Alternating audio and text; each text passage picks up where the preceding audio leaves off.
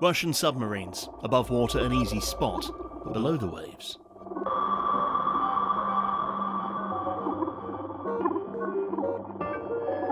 The North Atlantic, a key strategic area for Nato. The Allies need to know where Russian submarines are and ideally what they're doing.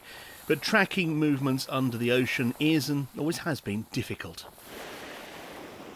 It takes a variety of alliance assets to track exactly what's going on out there, from space right down to the seabed itself. The P-8 Poseidon at the forefront of monitoring Russian subsea activities. Used by the US, UK, Norway and now Germany, it's a highly effective anti-submarine platform. Sonar buoys can be dropped from the plane. They're typically about 5 inches in diameter, around 3 feet long. When floating on the water, sonar buoys have both a radio transmitter above the surface and hydrophone sensors underwater.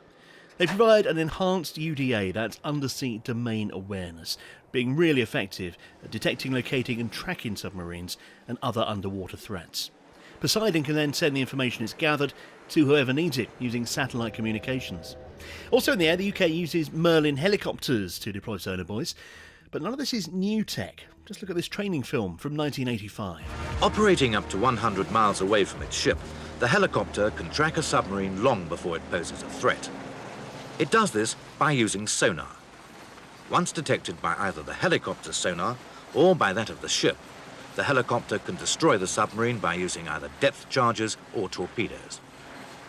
Thus, the helicopter becomes a vital part of the ship's armaments and of its In fact, defense. lots of techniques for tracking submarines date back to the Cold War. While NATO was worrying about the Soviets invading Western Europe, there was a similar concern about Soviet activities under the sea. SOSUS, or Sound Surveillance System, was developed, a series of fixed seabed sonar. There was even one system in the GI-UK gap, that's between the UK, Iceland and Greenland. But with the end of the Cold War, static systems were out of favour and need. We relied on movable detection systems like TAPS, that's Towed Array Patrol Ship. The UK's Type 23 frigates can and do deploy in this configuration. Here's how it works. A cable is deployed from the back of a frigate. All along it, at regular intervals, are hydrophones. They're listening for any sign of a submarine.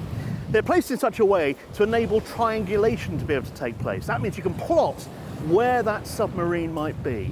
The cable itself can be many kilometres long. There's good reason for that, because they want to get the hydrophones away from the noise of the frigate's engine. It's a tried and tested method, and I'm willing to bet that it's happening right now in the North Atlantic.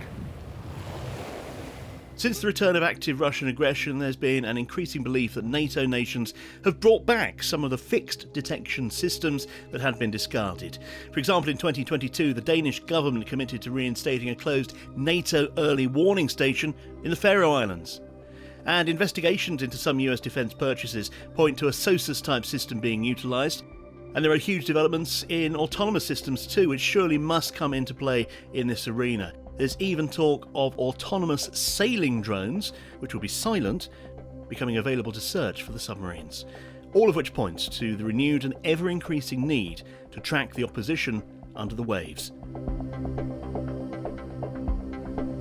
Tim Cooper, BFBS Forces News. Thanks for watching. For more from BFBS Forces News, like and subscribe to our channel.